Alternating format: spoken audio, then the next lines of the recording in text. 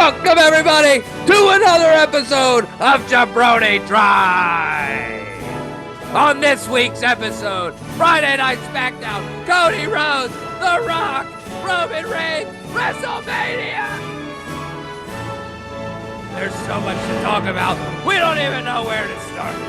Timmy, what do you got to say to all the Schmidt-Lamellites out there?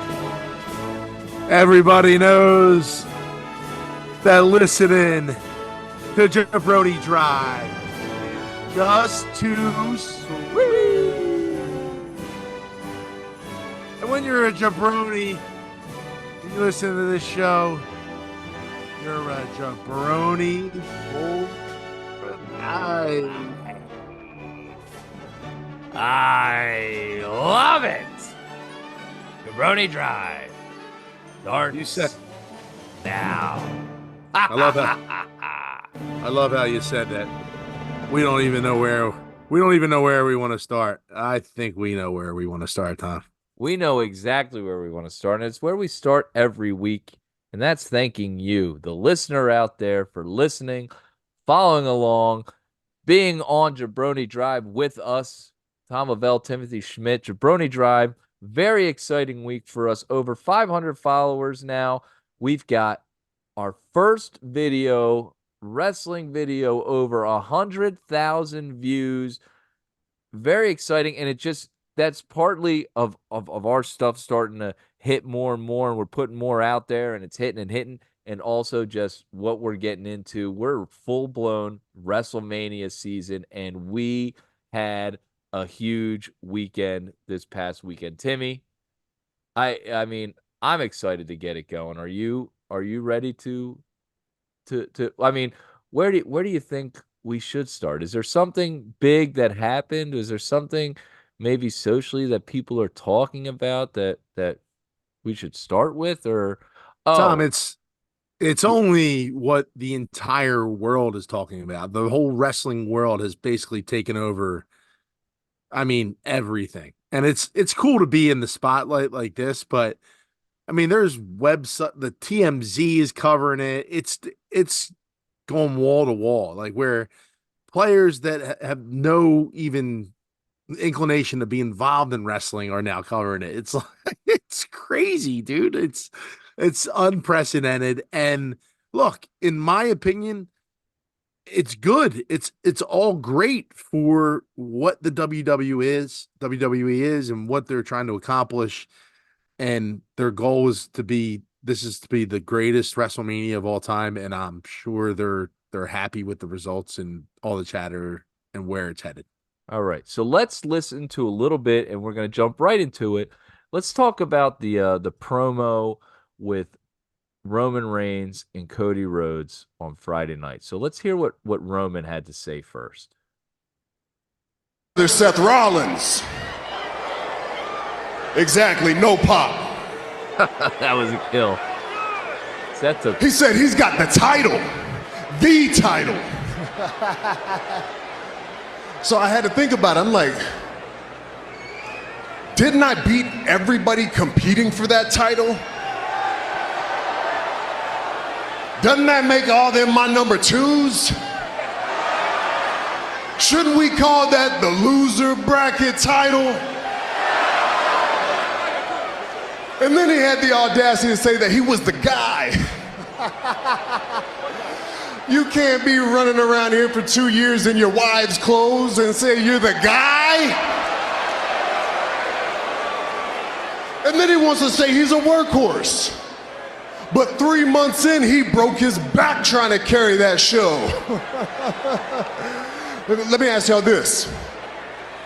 Do workhorses walk like this? Timmy, before we get going forward in that promo, I mean, Roman was killing it, dude. I mean, he was great. I love the laugh, the rips on Seth. I mean, Seth took like, because he came out this week and he started his promo and he's like, that's a pop. And it's like, yeah, it was, but Roman laid it in, dude. And it was pretty good. And there was some concern by the HJB that maybe Roman buried Seth's title, and I don't think that's the case. I think No, he fired his shots, but you can't bury Seth's title. He's done too good of a job carrying it and elevating that title. there's cool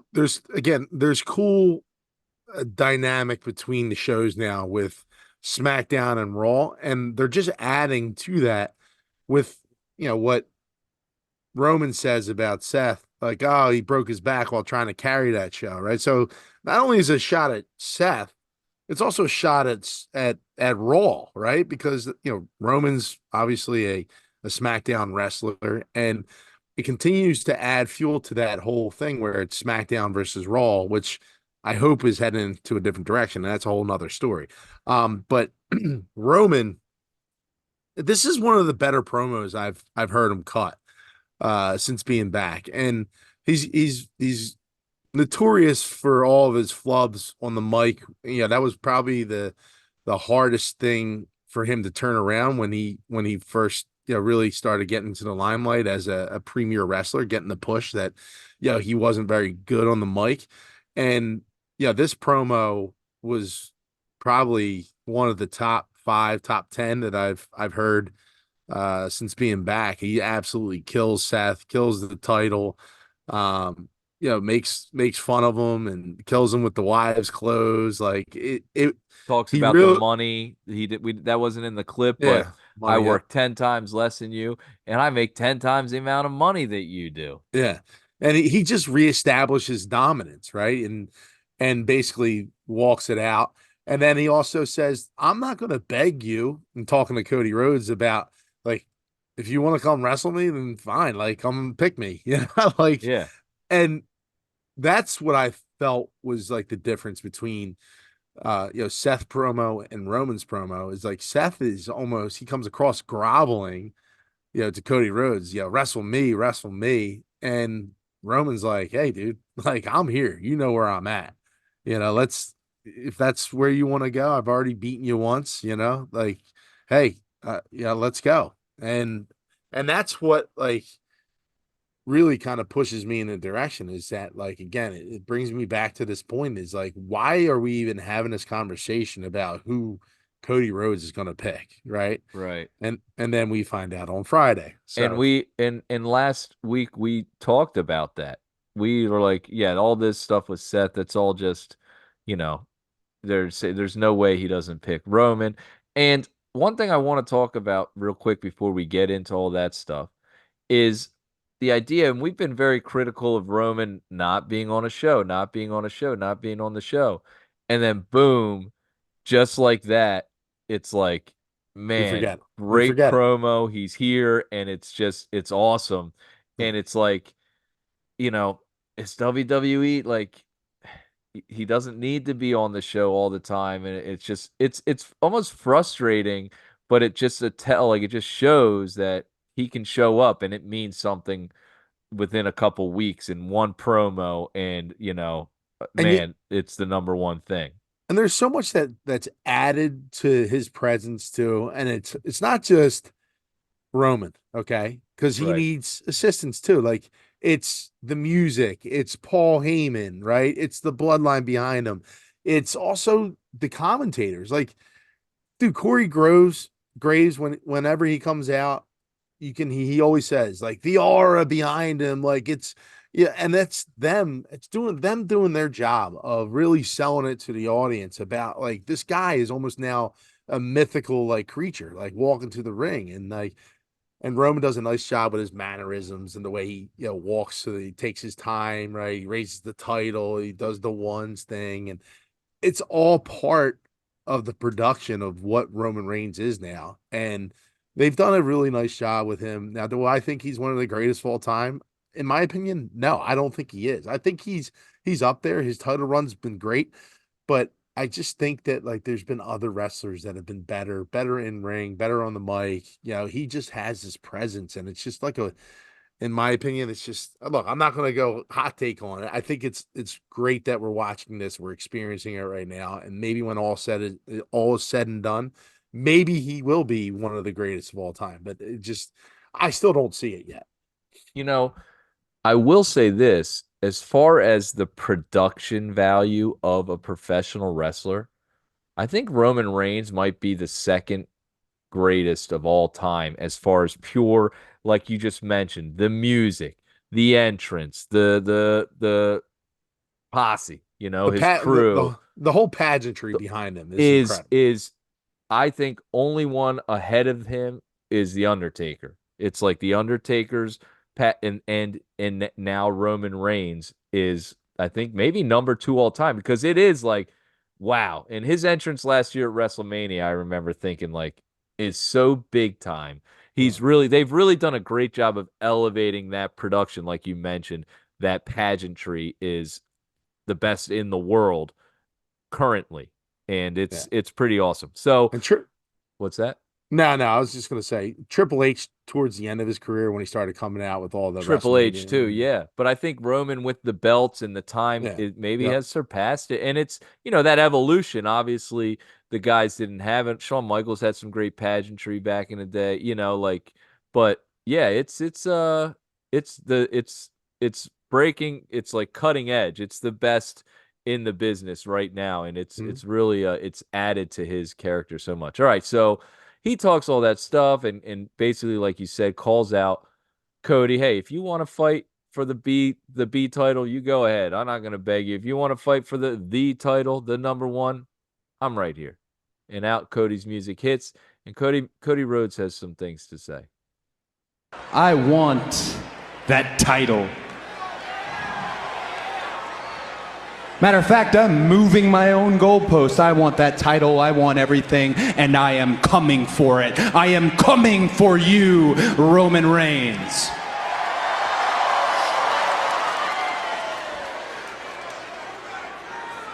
But not at WrestleMania. I want. All right. So he says, I'm coming for you, but I'm coming for you, but not at WrestleMania. And that was a huge, everyone's like, what? Not at WrestleMania. And we're going to get into all that, but obviously he says that, and then. He knows you very well.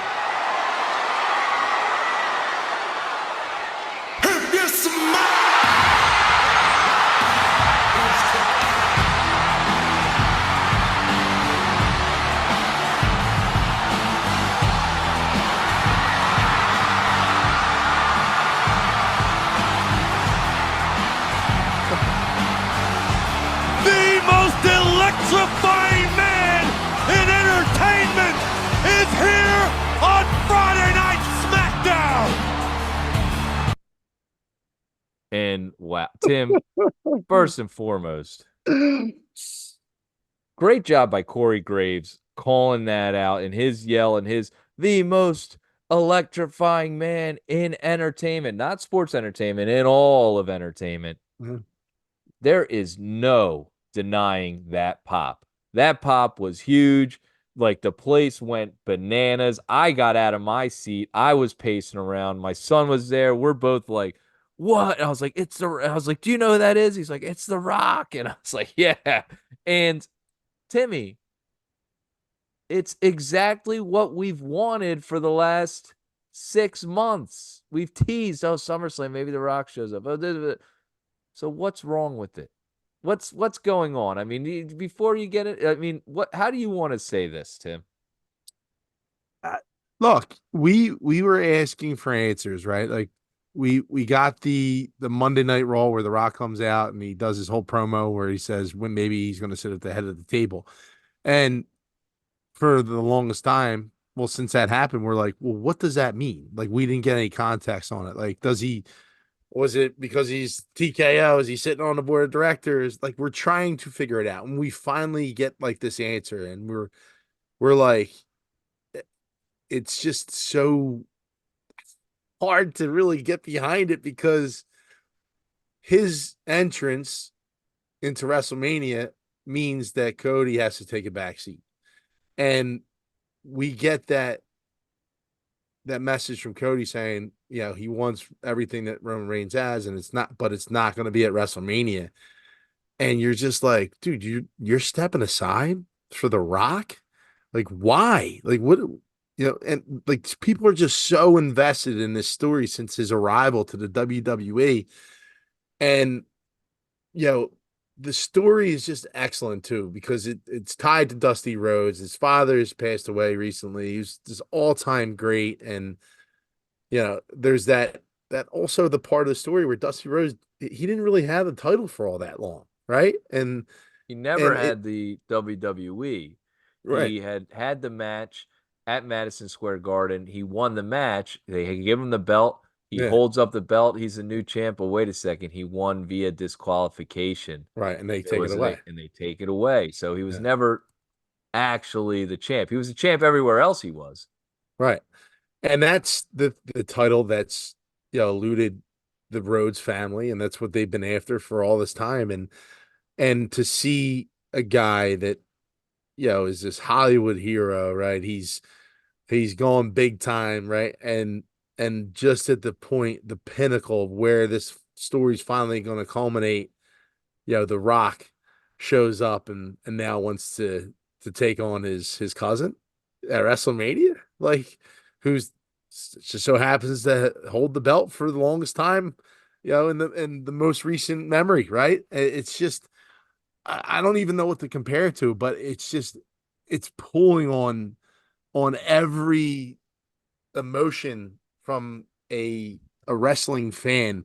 And I think this is why you're getting the response that you are from the WWE universe, because people don't know which way to turn or where to go. They're thrilled that The Rock's back, but they hate that Cody's now getting pushed aside. CM Punk's hurt. Like, it's just the WWE universe is in a state of emotion, dude. It's, and if I could add a little bit, like another element to that, not only did Dusty Rhodes never win the title, look, he was in a competing territory at the time when Vince McMahon was taking over all of the territories, okay? And Vince took and put out all those other territories. He put them out of business and bought them and sold it, whatever. And Dusty was a major competitor. His territory was major competition for WWF at the time.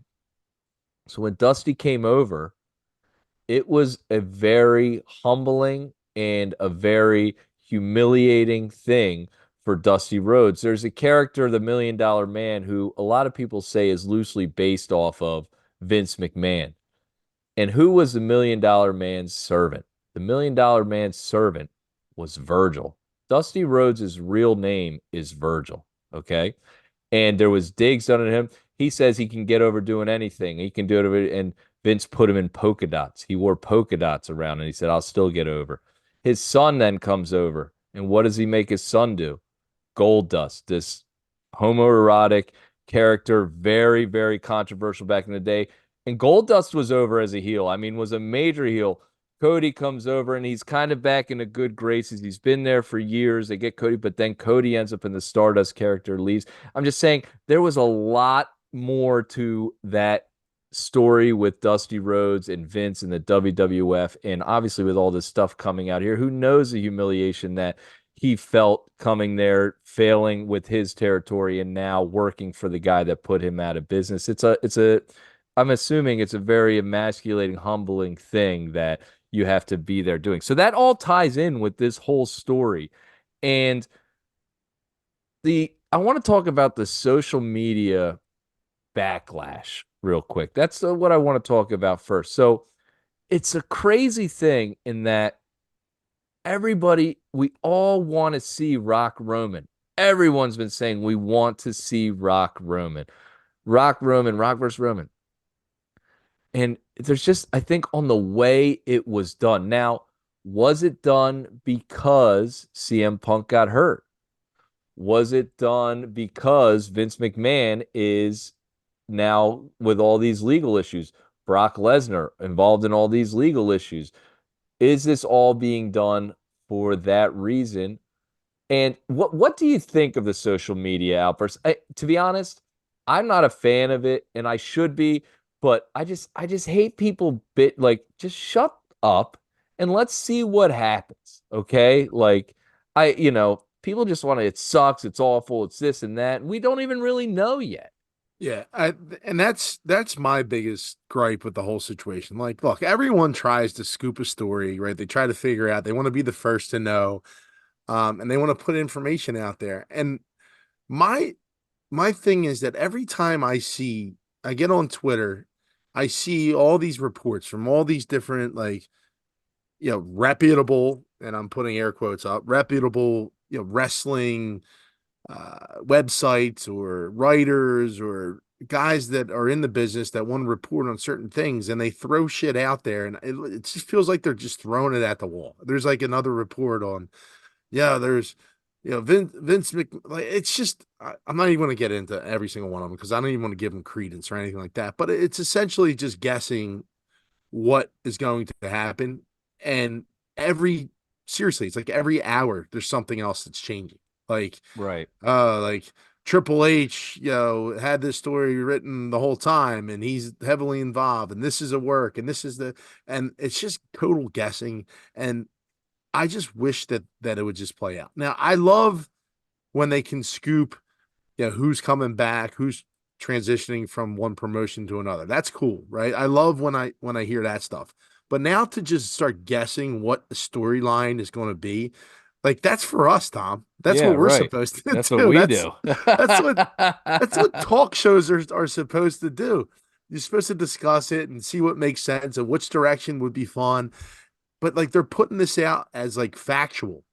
Like, they're Right. putting these reports out as factual of, like, So and so smiling in the back and this and that. Yeah. yeah, it's just stop with it, because I think that's what creates all this negativity too, because people see this stuff and they go, well, that's not what we want to happen. And then the hashtag starts like, we want Cody. And look, everybody wants Cody. That's why he's so over. He's the most over that I think any wrestler has ever been right now. I mean, he's getting chance. Yeah, and you're probably going to say Stone Cold. Yeah, I agree. Stone Cold is the number one over wrestler of all time, right? Yeah. It's undeniable. But Right. But Cody's, I mean, he's pushing that level right now. I mean, he's getting chanted after. I saw a clip after Raw went off the air, and they're chanting, "We want Cody," and he addresses the crowd, and like, he's doing all these other things, like, just, well, it's hard to believe there's chance Rocky sucks yeah. in a arena right now. That's how over Cody Rhodes is, that people are chanting Rocky sucks. I just hate the idea of a social, like the Twitter X universe, The social movement. dictating what's going to happen in the storyline. I want the storyline that they want to put out there, and then we'll discuss it. We're not here to change their storyline. I think that's bullshit. Yeah. Play the storyline how you've written, and if it was written incorrectly, we're gonna let you know. Like, okay, Yeah. like, for example, we never got an explanation for the Brock Lesnar attack on Cody Rhodes. If this turns into us never getting an explanation, that's bullshit. Yeah. You know what I mean? So I just hate the idea. I would just hope, and I don't think they will, that the WWE and the creative would fold to the pressure of the social media of changing the outcome or whatever they have designed. I hope they have something planned. If this was a plan to, I mean, because it's working, whatever it is, whether it's negative, positive.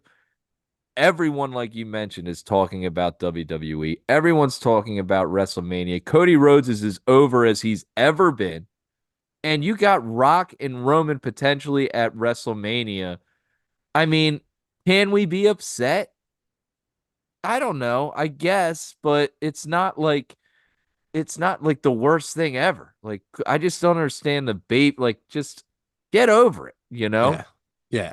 I do. So I'm going to say here that I think that what they are doing is absolutely genius, if they're heading in this direction. Like, I just think that whatever this is, I think there is a plan. I think they're not just going to say, hey, listen, we're going to have Cody Rhodes win the Royal Rumble, and he's just not going to, like, cash in like he's like Damian Priest, right? Like, that's not how it's going to work. I think that they did have to pivot a little bit after CM Punk got hurt. And I'm not totally convinced that they were going to put him in the main event of WrestleMania, whether it was night one. It's probably going to be night one, but I'm not totally convinced there either. But I do think they did have to do a little bit of a pivot. But I don't think they pivoted at the end of that match at Royal Rumble. Like, There's yeah, no way they did. Some yeah, people are saying that they might have. There's no way. Punk, first of all, he finished the match yep, and he didn't know the extent of his injury at that time. right, So there's no way to say it's not like he broke his leg and he's laying there, shoot, now what do we do? right, He yeah. was still wrestling and still doing his thing to his credit. And who knows? Now, there has been rumors. Is that injury really a work? Yeah, that would be genius. If that is true, major kudos to Punk on that promo because I bought hook, line, and sinker that he is injured. So if he comes out and he's like available and it was only like a minor injury and sold it, that would Well, be incredible. I saw a surgery video of him going under and like the whole deal, like where he was in the hospital. Like they're doing behind the scenes footage of his actual Oh, okay. Well then. injuries. That's That'll probably be uh, a really good 24/7 they'll do, and they'll post that on Peacock coming up, I'm sure. yeah, but I just think that the writing has been really good. And you know this, Tom, because we've talked about it every show that we do. Like we're very interested in the storylines, and they've kept this really like fresh. There hasn't really been things that we were just unhappy with, or I mean, there's a handful of things that stick out, right? Like the Judgment Day stuff and Right. all that. But this is just it's such a big deal. Like this is the main event of WrestleMania, and it's their biggest show. I just think it would be so careless for them to really cause all this drama, right? And not just do it by the seat of their pants, right? I think this is too calculated. I think it's smart. I think now that they're in the shit, I think they're now realizing how much momentum they have and how they can play with it. And you're starting to see like the hashtags from some of the wrestlers, right? They're tweeting that out. I stand with Cody. It looked like they were giving out like "We want Cody" hashtag signs at Raw on Monday night. And The Rock, say what you will about The Rock, he cares too much about this business. He comes back often. He pays homage to all those that came before him.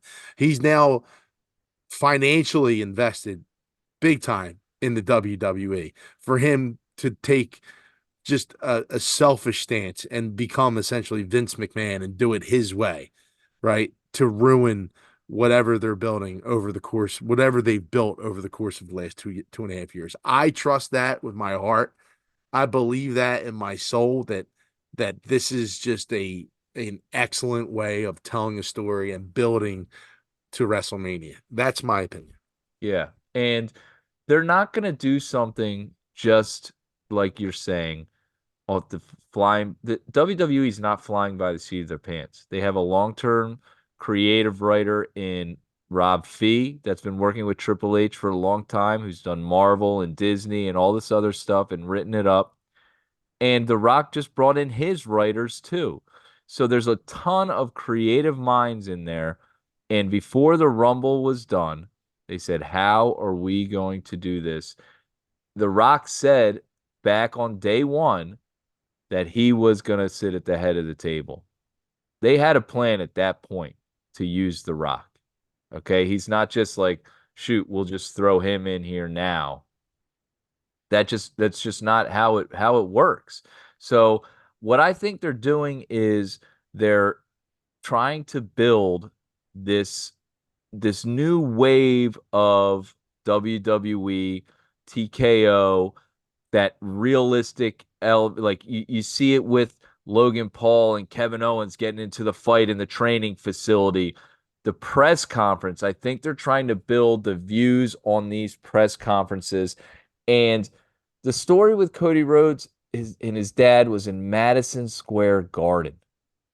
And there's been a lot of talks. I think Bully Ray's talked about it a lot of the story, something with Madison Square Garden. And I'm wondering, if it's possible that they're going to do a show from Madison Square Garden. Cody's not going to wrestle him at Mania. He's been promised the heavyweight championship match against Roman Reigns at Madison Square Garden on this date. It'll be $5 on Peacock. You can buy it to watch it. Something along those lines. Okay. Because it can't be like SummerSlam's at a stadium. You can't have it at Madison Square Garden anymore. The major PLEs are no longer in Madison Square Garden. As great as it is, it's just they've outgrown it. They're too big. Yeah. So the big question is now. The big question, and this is where they've got to hit a home run. Why did Cody Rhodes agree to this? What's his answer? And on Monday night, Seth comes out, calls him out. Cody comes out. He's about to answer. Drew McIntyre comes out and puts kind of a kibosh on the whole thing and squashes the whole thing. He's talking about what he should have done. And I loved it. And I love Drew McIntyre. And I wanted Drew McIntyre versus Seth. And what do you have any idea why Cody Rhodes is allowing? Like, do you have any like speculation, any thoughts of why would Cody Rhodes do this? Why would he give up his WrestleMania spot? Yeah, there is no good reason, right? Like that's what we're trying to figure out. And I mean, I haven't even seen any speculation on like Twitter, which is crazy because they try to build up like all these storylines and try to figure them out, but it doesn't. There is no sense behind it at all.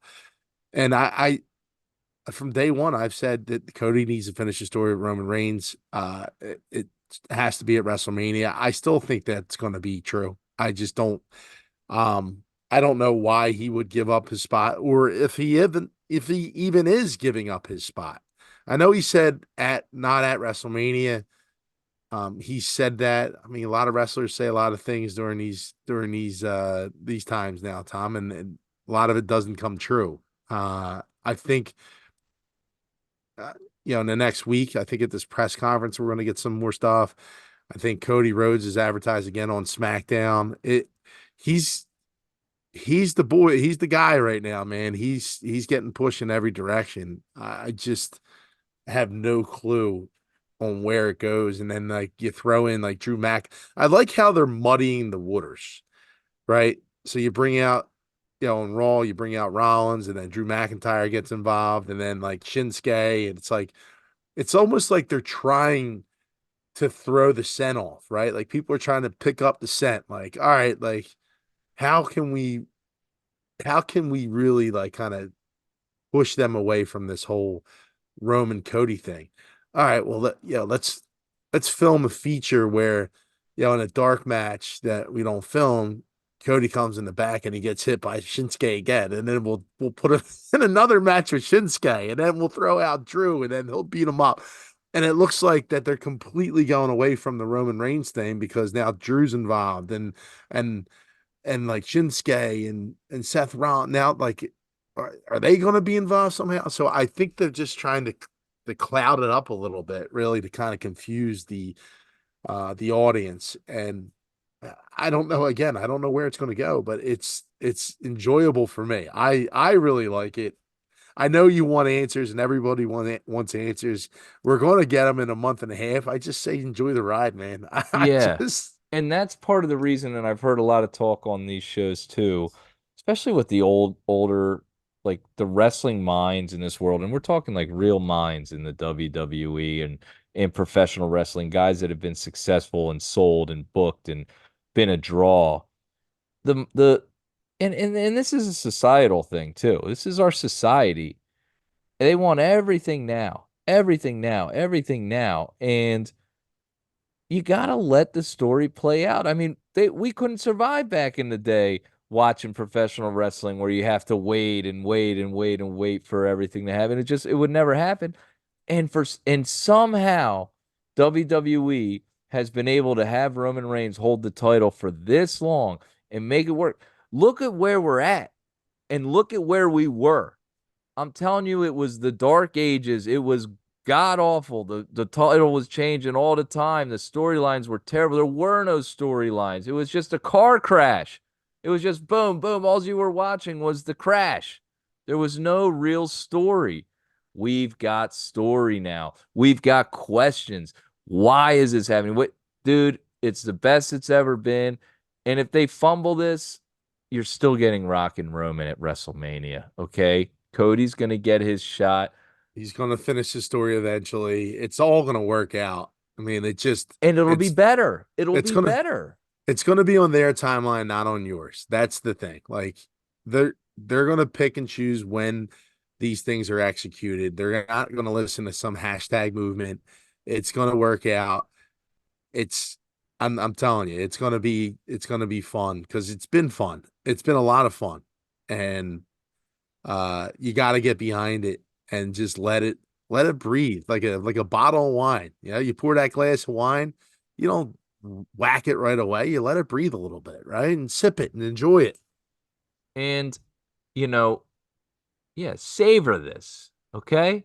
But you got to tune in, and so WWE is doing it right. And part of some ideas, and I just want to throw out maybe some things like it's always about the family and the story, and obviously, Goldust, aka Dusty Reynolds, his brother is with another company right now. I think his contract is coming to an end. Maybe there's some sort of agreement. If I do this, you're going to sign someone. It doesn't have to be his brother, but I want to bring this person in that you would never bring in. And you said, if I do this, you're going to let me bring in my brother. So I have my bloodline here now when we go again. I'm just throwing out ideas. Like, why would he agree to this? You promised me the match at Madison Square Garden where my father didn't have the chance. You promised this. And so what I want to do this next week is I'm really going to try to go into, sometimes there's little nuggets, little stories, little hints in the past. And I want to kind of see the arc of Dusty Rhodes's run to the title because his took a couple years and he lost a couple times. And I wonder if there was ever a moment when he had to not take the title shot or someone else had to come along and see if there's something that ties in there. So maybe a little homework for you out there if you're listening, maybe try to find it. And that's what's fun about being a professional wrestler is trying to figure out like where are they going to go with this? Could they do this? Could they do that? Maybe he wants to have the titles. Maybe he wants all the titles. Maybe I don't think Dusty ever won the Intercontinental. Maybe he wants the Intercontinental and he was promised that. I don't know. So we're gonna get some answers eventually, and I'm gonna say that me and Timmy both are very optimistic that they have a good plan and a good idea for what exactly it is they want to do, and it's going to be entertaining. Either way, we're getting Rock Roman, so that seems to be set in stone. All right, Timmy, I want to talk about real quick the women's division on SmackDown. And what I thought was an excellent promo, kind of everything's been overshadowed by this Rock Roman news, but I want to talk about the Damage Control promo with Bayley and how she talked to the members of Damage Control and everything that went down. I thought that was an excellent promo. I enjoyed it. We've both been digging Bayley's character for a little while now, and finally to have the turn and everything that went down with that, as predicted, was pretty, I thought, very entertaining. Yeah, I liked how they did it in the back. Look, it was a slower burn for a little while, right? Like we saw this again. This is a storyline, right? Look, it's not as impactful as your Cody Rhodes Roman Reigns story, but this had some length to it. This whole Damage Control thing, where if this were Cody and Roman, people be freaking out, like, why isn't she turning yet? Like, we need answers. Like, what's going on? Yeah, True. Yet it's Bayley and Damage Control, so it just took a little bit more time. And this is not a major character, but it's a major championship, right? It's Bayley who's been pretty dominant in the women's division over the course of her career. She's been a player with the heavyweight title for in and out of competition. She's been like one of those competitors for the title every year. And we see now her break away from damage control. And Yeah, not by choice. let's hear what she had to say out here on that promo. Watashi wa karayo. Yeah, that's Japanese.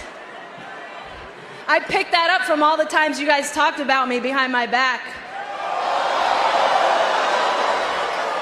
You guys think I don't see all around me? Do you know how long I've been in the WWE? I've done it all.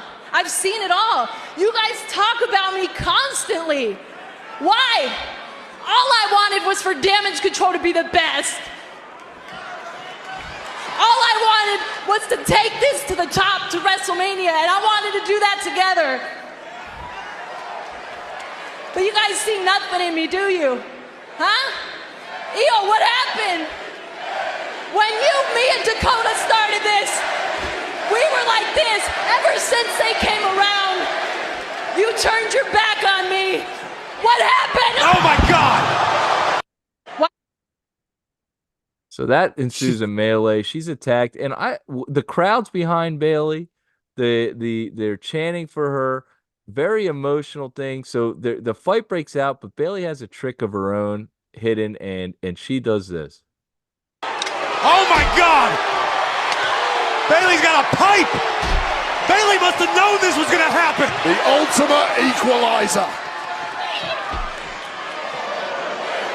So there's the shot there with Io with the belt and Bayley holding the pipe, the stare down. Great picture, great cinema right there. The crowd's hot, they're loving it. Bayley grabs the mic.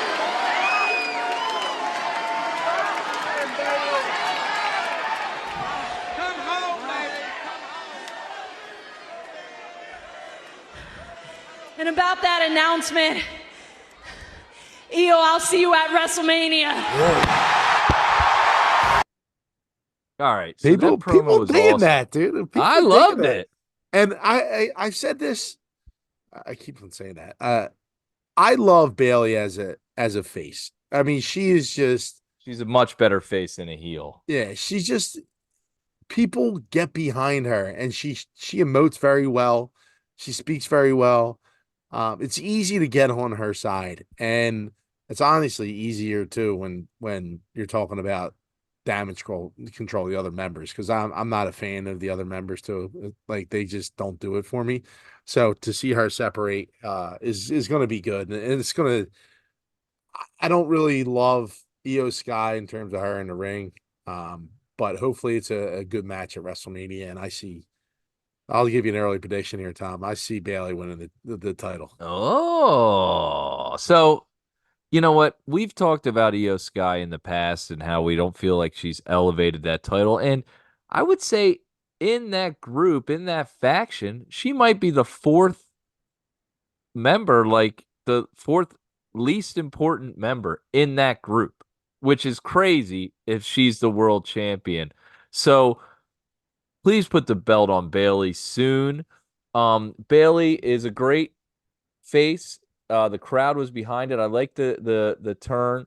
I will say I feel like she could be a great manager later in her career when her wrestling's done, and like almost has that personality of like a Jerry Lawler / Bobby the Brain Heenan kind of like funny heel that just says like the ridiculous thing, that you're like, how could you say that? So I do enjoy Bayley in that aspect of her heel work, but it's just it's all fun, Another big thing with me on this was she's not facing Mommy. I didn't want to see Bayley versus Mommy. I want Rhea Ripley to fight someone else. And let's talk about Rhea Ripley and Nia Jax. Real quick, Yeah, Tom, before okay. we go any further.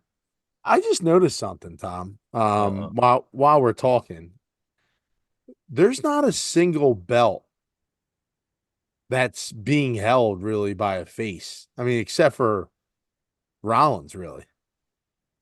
I mean, every single belt is being held by a heel right now. Yeah, It's kind of crazy, don't you think? that is kind of crazy. Now, some people might argue that Mommy is a face, but that's she plays a bad character, but she's over, you Oh, know. she's yeah. I mean, but I mean, in terms of her style, she's technically a heel. Like Yeah. she's A lot of she's bad people are holding the titles. yeah. So maybe this is when we start seeing the turn, right, of all the titles. Like the faces start really kind of start to overcome and overtake those divisions because Logan Paul is he's essentially a heel, Yeah. right? Like He's the tag definitely a heel. Judgment Day heels, right? Heels. They're the tag team Yep. titles are Gunther heels. heel, Roman heel, Io heel, Mommy Yep, heel. Yeah, yep. everyone but Seth Rollins is a heel. So that's interesting. I didn't even really think about that, but they say the money's in the chase. So whatever. All right, but so I want to talk about Rhea Ripley and Nia Jax. I've really enjoyed that feud, and the thing I've enjoyed about it, and I'm gonna say it, Tim. I'm gonna say it here. They've been laying it in. All right.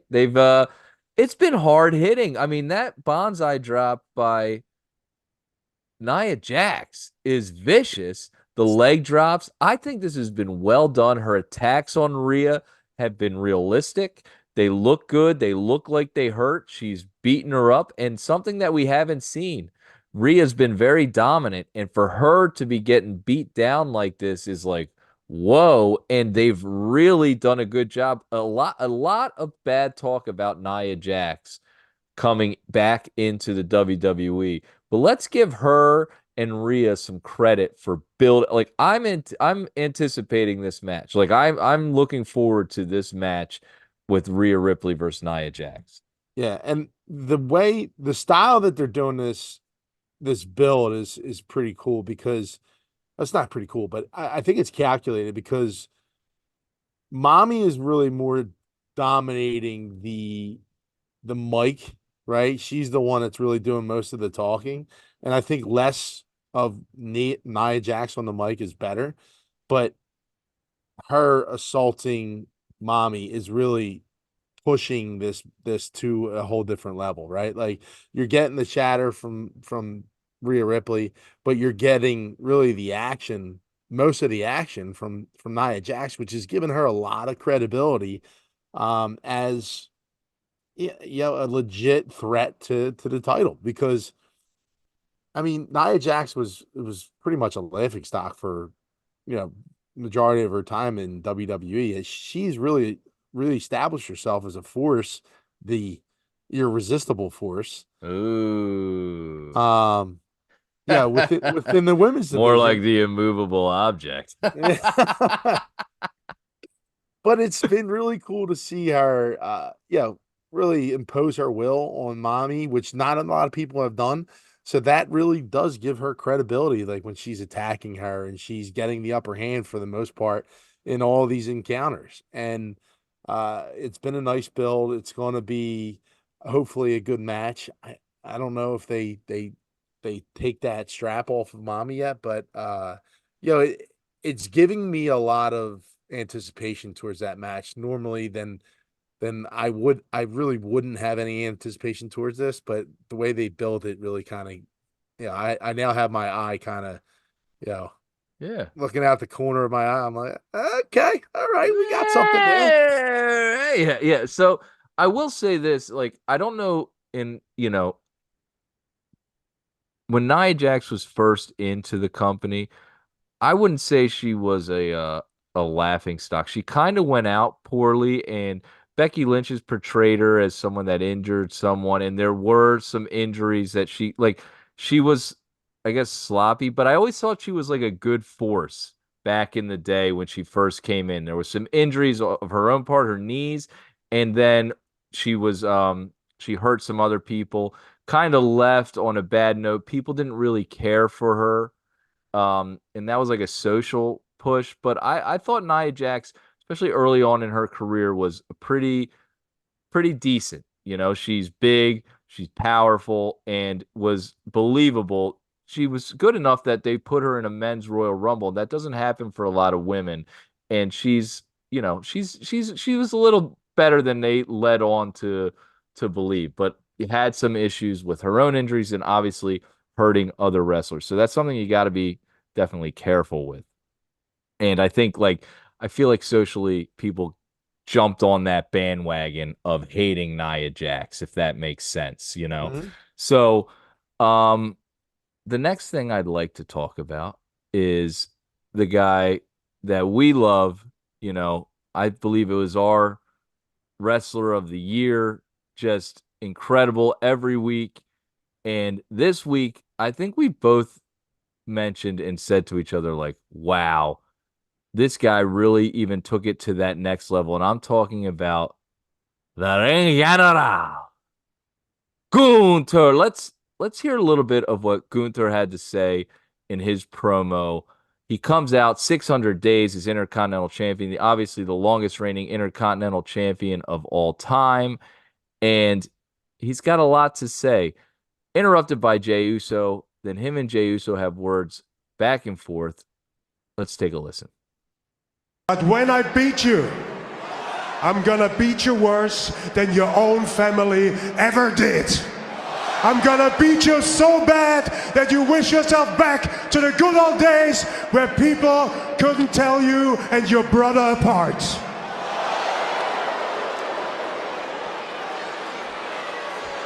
Oos! Now, Jey Uso's not going to be disrespected. He takes Gunther down, and of course, Kaiser and Vinci, the henchmen from Imperium, all over Jey Uso. All right, so Gunther came out and he talked a ton of trash, and I frankly I loved it. I liked the way he dealt with Jey Uso.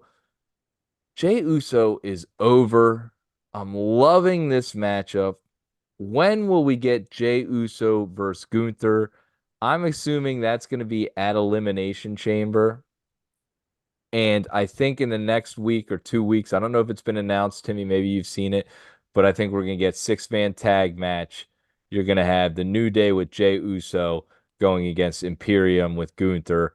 And that's going to be leading up into our Elimination Chamber. Now, I've heard rumors that Gunther can't go into Australia. His visa or his passport does not allow him to do that. So I'm not positive if that's actually the case, but I've heard those rumors, which would mean that the Jey Uso Gunther match would have to happen on a Raw or wait till WrestleMania. Yeah, I just think that they have plans. I've been on this for a minute that it's going to be Jey Uso versus Jimmy Uso at WrestleMania. I think that's going to happen. I think whether that's going to be with the belt or without the belt on the line, like I think it would make sense for me that Jey Uso finally, because I believe that Gunther needs to get pushed into that main event, not the main event, the heavyweight title into that fray, right? I think he needs to be up there with Drew and all these other guys that are contending for the World Heavyweight Championship, right? I think he needs to be there.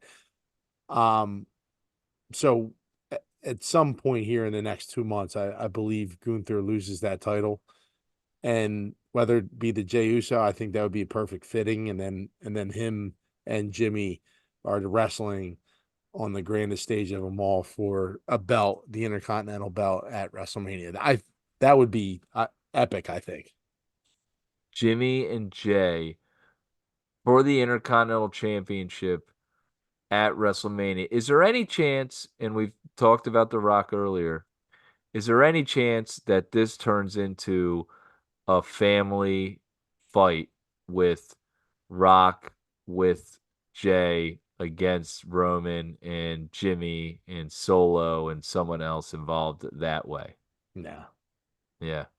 Now, I just feel like that. Well, I didn't know. Like there would have to be another member of the Uso family, the Anoa'i family to be involved in that match. So it couldn't just be 2-on-3. But I just feel like if they're gonna have the Jimmy J match, how are they gonna put those two together? Yeah, I guess they're on different shows, but I mean, there could be a build up. Like, look, they squared off at Royal Rumble. They were the first two entrances. We saw such a vibe and a reaction from that crowd. Right. It's hard to deny. And again, I don't know if they'll throw a belt on the line at all, but yeah, there's times where matches are just thrown together just to to see, right? Like, and they have enough background, them two, where they've have all this history together where they could start throwing some nuggets together. But it looks like Jey Uso and Gunther are going to start obviously feuding here, or there's going to be a match at some point. Just you got to figure out when that's going to be, and if that gets pushed to WrestleMania, that'd be strange. But because I think they need to do that sooner. But just the Jimmy Jey Uso thing just feels like a WrestleMania match to me. Absolutely. But I'm wondering, especially in Philadelphia, the city of brotherly love, two brothers going against each other. They've talked about that being a dream of theirs is wrestling at WrestleMania. I wonder if it won't be for another year. We might not get that until they might be separated until the following year, and then all of a sudden it comes together. Who knows? There's a lot of questions with that. And I just they need Gunther to have a match at Elimination Chamber. I mean, are we gonna get one eventually? It seems to be waiting. It looks like they're putting Sami Zayn and Shinsuke Nakamura together too. It seems like it looks like, and I guess let's go right into the end of Raw. You have Cody going against Shinsuke Nakamura in that bull rope match. Mhm. Out comes Drew McIntyre at the end of it, attacks Cody, is beating him down. Here comes the save, and this was off the air. Sami Zayn runs in, and him and Cody are fighting Drew McIntyre and Shinsuke. And like you said, muddying the waters there. We could be getting Drew McIntyre versus Cody at Elimination Chamber. And then I think a nice move would be Sami Zayn versus Shinsuke, and you have Sami win and kind of let's see how he can build up his character again. I thought the promo video with him, the interview, was done really well, and him talking about how he is a main event, he wants to win the championship, and he's always great in the ring, and he's great at telling a story. So maybe that's his step forward. Do you like that matchup, the McIntyre and Cody? Yeah, I, it's just it's so strange, man. I really because they just throw Shinsuke back in. We thought we were done with that. It just they keep on just keeping us guessing, and I love that, but it just it doesn't make sense. Why Drew right now? Like he's turning into the all-time heel, but why is he now getting involved where like I mean, is this their answer to pushing Cody off into a different direction? Right? Is bringing in Drew, or is Drew now like Drew's lobbying for a shot at the title at WrestleMania versus Rollins? So now it just doesn't, you know what I mean? Like that's what I'm saying. Like muddying the waters now. Like Pierce, he's talking to Pierce in the back and going like, "Hey, I need my shot," and he's like, "You're." Tell me how this makes any sense. Like it doesn't make any sense. How am I going to give you a shot at the title? You already lost 3 times, you know? Does that turn into the triple threat match that is traditionally at WrestleMania? Does it turn into Seth, Drew, Cody triple threat, or oh, I don't know. Who knows where that's going? All right.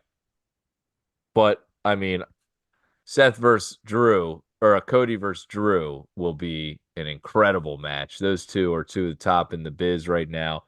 On mic, in ring, characters, just top notch. I still think we're getting Cody at WrestleMania. I think Cody Roman at WrestleMania is still a possibility. I really do think that's true. All right.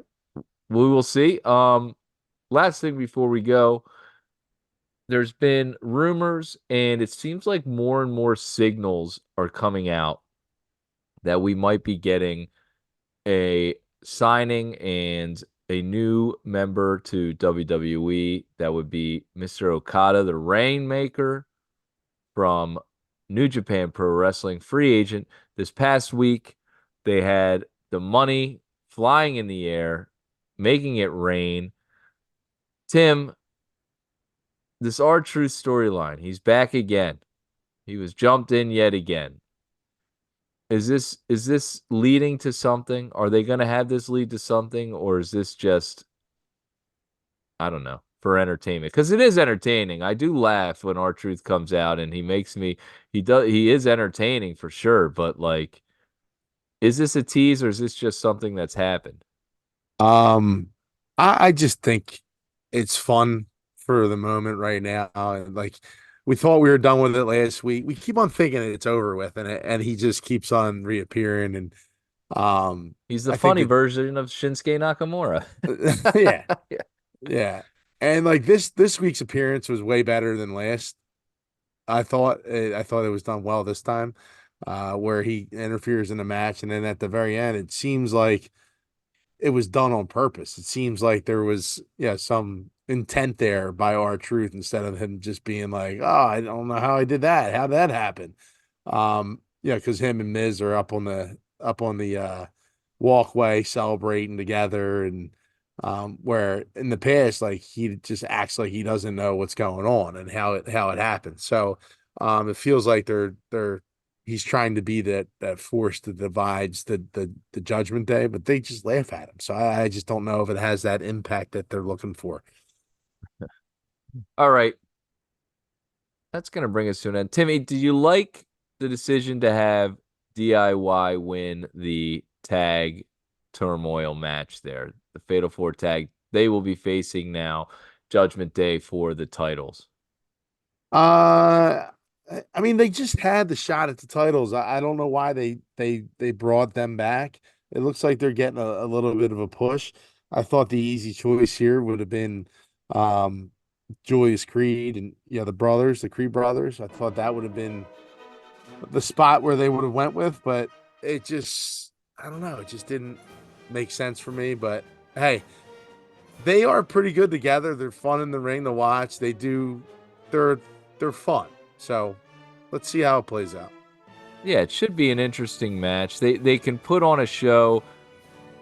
Maybe they're the ones that take the belts off of Judgment Day. Will they elevate the titles? We'll see, because they can put on a show. Me and you are both on board with the Creed brothers. Julius Creed is a freak. I feel like his timing was a little bit off in the ring this past week, and like his yelling and stuff like that. Like, you could tell he was kind of waiting for that next move on a couple things. That's very, very critical. Very, very critical stuff by me. So nothing to be too alarmed about. Timmy, we did it yet again. Another episode. I think we solved the Rock, Roman, Cody situation. Is there anything you'd like to say to all the Schmidt and Lavellites before we sign off? When you're a jabroni, you're a jabroni For life. Until next week, we love you.